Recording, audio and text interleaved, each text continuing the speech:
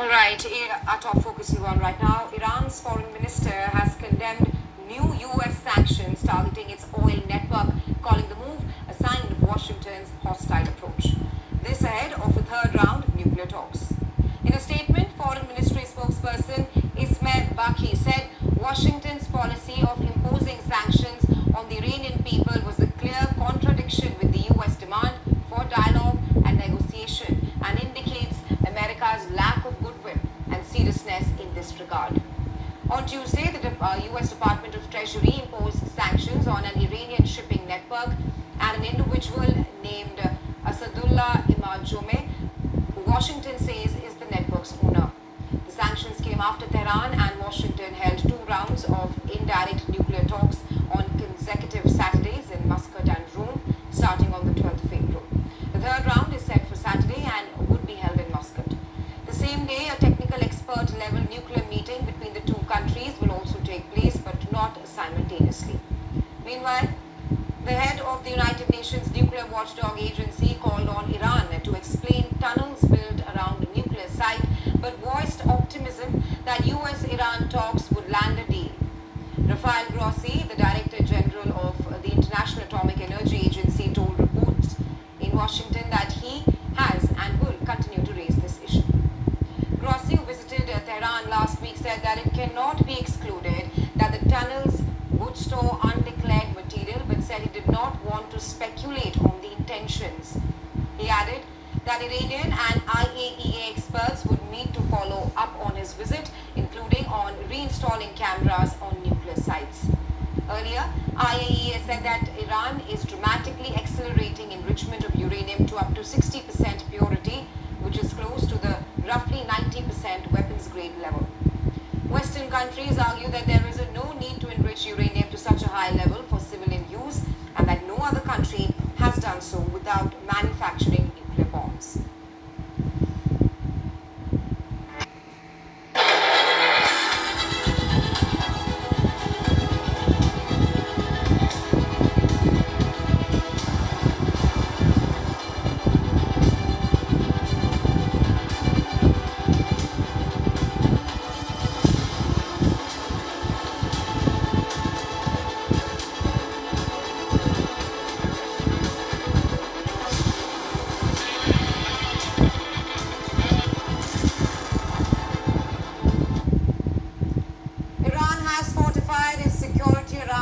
Underground tunnel complexes linked to its main nuclear facility in Natanz.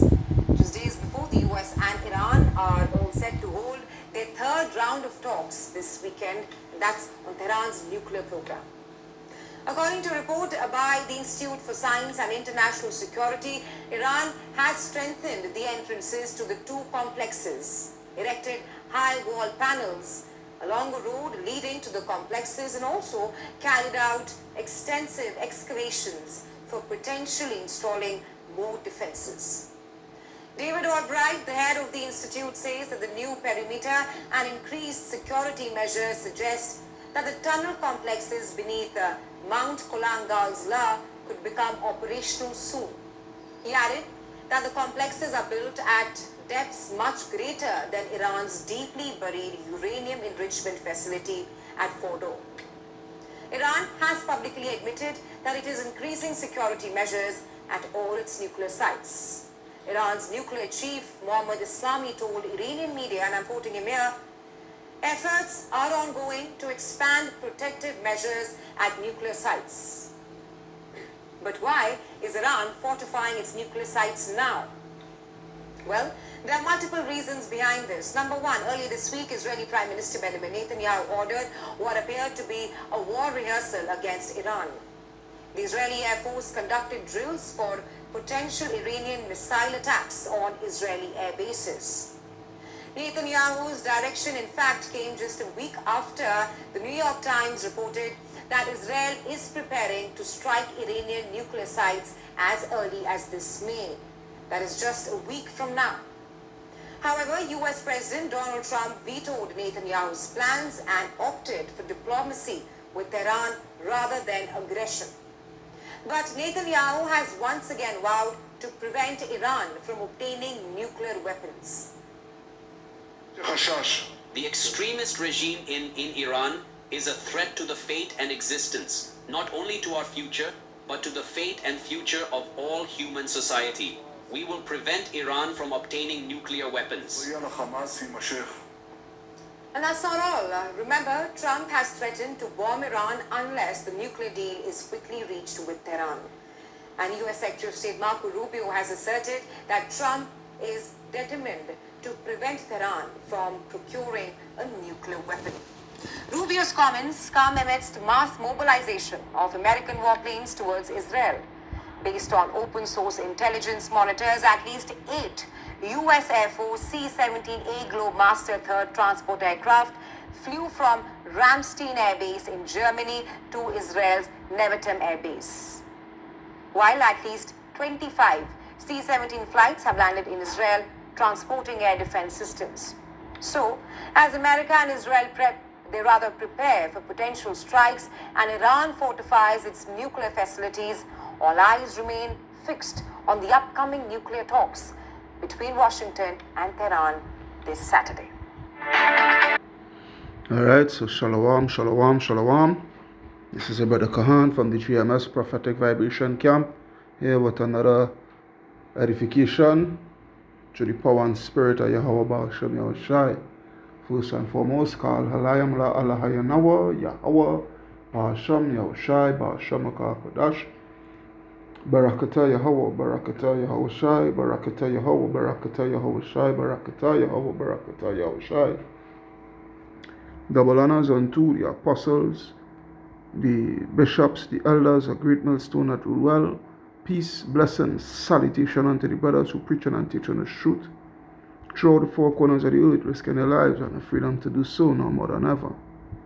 Shalom unto the speckled blood Israelites, and shalom unto the very few but faithful Akwat, which is the sisters. Alright, so this here, I ain't gonna take too long with it. Alright, I ain't gonna take too long with it. Try and get straight to the point. Okay. So as you could see there, certain things, we could speak on as short as possible. Number one, Iran fortifying their nuclear sites, all right, putting up extra security measures and what have you, so forth, hardening their nuclear sites and what have you, so forth, reinforcing it and what have you, all right. It just shows something. It shows, number one, that they are not through the spirit. You could see it towards the eyes to see. You could see that they are not going to let up from their nuclear program, right? Because if they had intentions of doing so, they wouldn't have fortified it. All right. So by reason of fortifying it and putting up tighter security, by the way of missile defense systems and radar and what have you, so forth, and reinforcing the structure itself. All right, it just shows that they have no intentions. Which we who in this work here, who in this truth here, all right, in this knowledge, in this wisdom of Yahweh Shem Shai, pursuant to prophecy and what have you, so forth. We are happy. This is things that we should be happy about. We should be happy that Iran is not letting up. All right, we should be happy that Iran is going full-fledged ahead. Okay. Secondly, all right, the speaking points of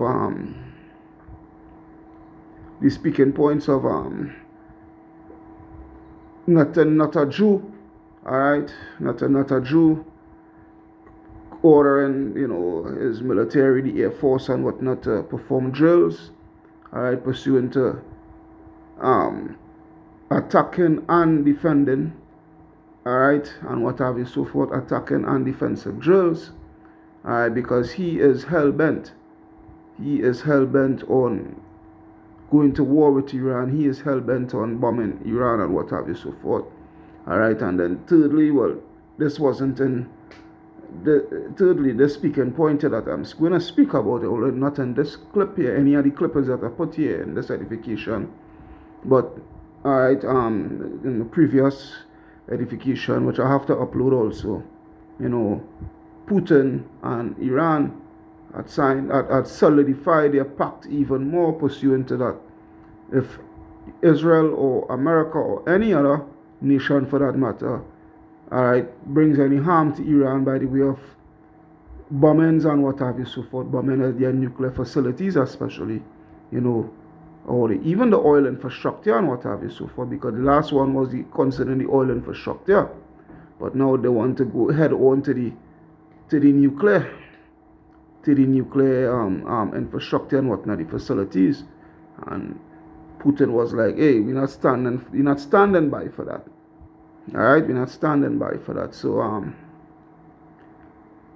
the situation here, is war. All right, it's war, and this is what it is taking place here. All right, when I go to Isaiah 9, let's go to that, and 5. Isaiah 9 and 5, it reads, for every battle of the warrior is with confused noise and garments rolled in blood, but this shall be with burning and the fuel of fire. All right, this is going to be the culmination of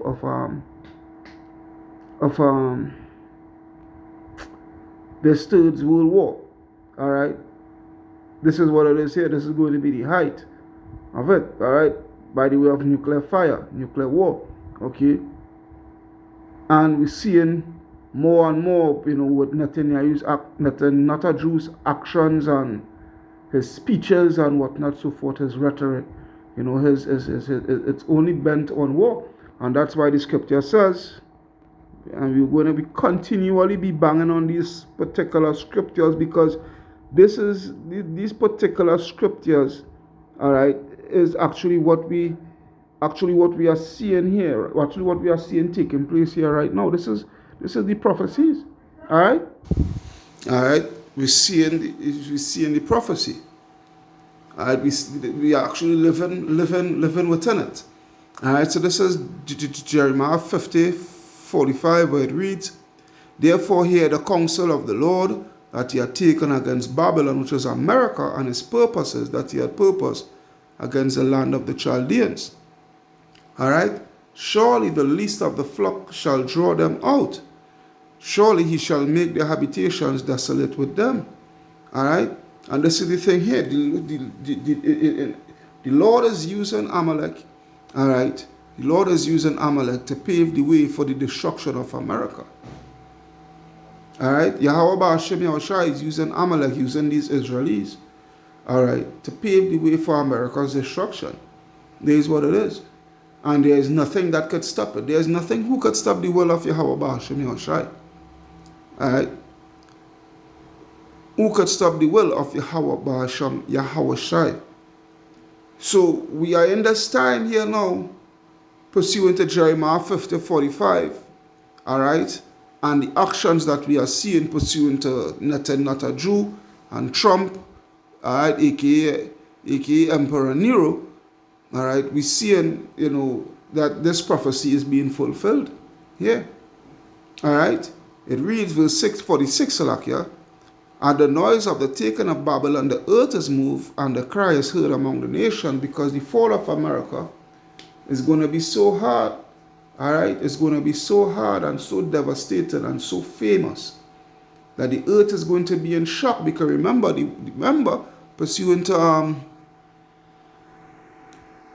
to Revelation 13, and I believe it's 4, Revelation 13 and 4, where it reads, and they worship the dragon which gave power unto the beast, the dragon was the ancient Roman Empire, alright, which gave power unto the beast, which is the system, alright, the power structure and what have you, so for the same power structure, the same system that was back then in pagan Rome is the same structure and what have you, so forth, that these Edomites had put in place and lived by, all right, when they came back into power during the Renaissance period, all right, and they worship the beast, saying, who is like unto the beast, who is able to make war with him? All right, so we are this is the time that we are in here, the time is coming to an end. All right, Babylon time is coming to an end, by the way of Amalek. But what I'm trying to say, is that they've been going about doing all their wickedness, doing all their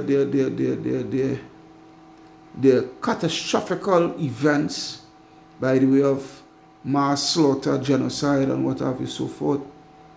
You understand? And that it's coming to an end. All right. Now, who can make war with the beast? That's Russia. The Lord is raising up Russia to be a guard unto Iran and what have you, so forth, to bring that war. All right, to bring that war. And the thing is, the whole earth is going to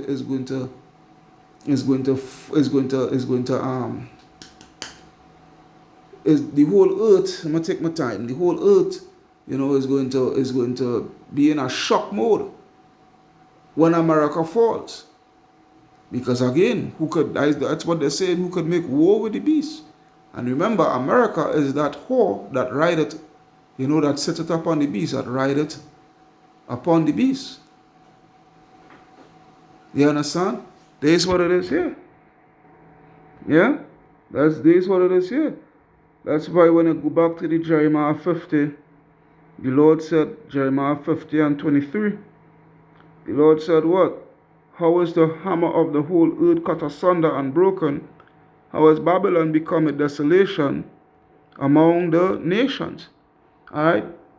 Because a great destruction is coming in the way of America. Alright? Coming by the way of America. Alright? This is what it is. So, as I said, Iran is not going to let up. Through the Spirit, this is what I'm seeing. I'm speaking this through the Spirit. Iran, I'm not seeing it, that Iran is letting up their nuclear facilities and what have you, so forth, And I am seeing through the Spirit that they are going to come about by the way of achieving nuclear armament and what have you, so forth. Right? The Lord, Isaiah, let's go to that. Isaiah 54:16. Alright, Isaiah 54:16. It reads, Behold, I have created the smith that bloweth the coals and the fire, and that bringeth forth an instrument for his work, and I have created the waste to destroy. Now this is speaking about the scientists and what have you, so forth, that construct these bombs. Alright? The Lord hasn't created them for a puppy show. Okay, these Iranian scientists and what have you, so forth, that has managed the enrichment of uranium and whatnot to 60% and counting. All right, he did not created them for a joke, for a puppy show. He created them for the Lord mean business. All right, he created them for a purpose, to perform a perfect act. All right, and a perfect act of that by the way of destroying America. Okay, completely. In its entirety of the face of the earth. Alright? This is what it is. And the thing is, America, they keep pushing and probing and pushing and probing and pushing and probing until they're going to get what they want, which is a war. But the war will not go in their favor. Let's just put it at that. Now, they're going to do a lot of damage, don't get me wrong, don't get me twisted. They're going to do a lot of damage, but alright, but within a whole, alright, America, where this war is concerned, is not going to be within their favor. Alright, because the prophecy said so. The prophecy said so. Alright. And I will leave with this last scripture here. As I say, I'm not going to make this too lengthy or anything like that. Alright, I ain't too long reach home from the plantation, and boy am I tired. 2 Corinthians 15 and 28. Alright, where it reads, 2 Corinthians 15 and 28. Alright, where it reads, Behold, an horrible vision, and the appearance thereof from the east, where the nations of the dragons of Arabia Alright, all these Arabs and what have you so forth shall come out with many chariots, and the multitude of them shall be carried as a wind upon earth, and that all they which hear them may fear and tremble. Also the Carmanians, which is the Iranians, also the Carmanians raging in wrath shall go forth as the wild boars of the wood, and with great power shall they come and join battle with them, and shall waste a portion of the land of the Assyrians. So how would this prophecy be able to be fulfilled, where the Iranians themselves being able to waste a portion of the land of America because this Assyrian say, this word Assyrian say in this scripture is a code name for America. Alright, it's a code word, is a code name for America. So how would they be able to do that? The only way they will be able to do that is by the way of achieving thermonuclear missiles, armament. Alright, here's what it is. Verse 31, and then shall the dragons have the upper hand, remembering their nature, and they shall turn themselves, conspiring together, alright, together in great power to persecute them, to persecute to America. Then these shall be troubled and keep silence through their power, and shall flee, and from the land of the Assyrians shall the enemy besiege them, and consume some of them, and in their host shall be fear and dread and strife among their kings. Alright, so great destruction is coming. Alright, war is coming. Alright, war is coming, and it cannot be stopped. Simple as that. So I hope you all are edified through the power and spirit of Yahweh Ba'ashem Yahushai. Alright, this is your brother Kahan from the GMS Prophetic Vibration Camp. Alright, in Trinidad here. Signing out, saying Kal Halayam La Allah Yahweh Yahweh Ba'ashem Yahushai Ba'ashem Kodash. Barakata Yahweh, Barakata Yahushai, Barakata Yahweh, Barakata Yahushai, Barakata Yahweh, Barakata Yahushai. Double honors unto the apostles, elders, and bishops, a great milestone that will well. Double salutation unto the brothers who preach and teach in the truth through the four corners of the earth, risking their lives and the freedom to do so now more than ever. Shalom unto the speckled bird Israelites, shalom unto the very few but faithful Akwa. Hey, wa abad babal, wa abad babal. Shalom Yasharallah.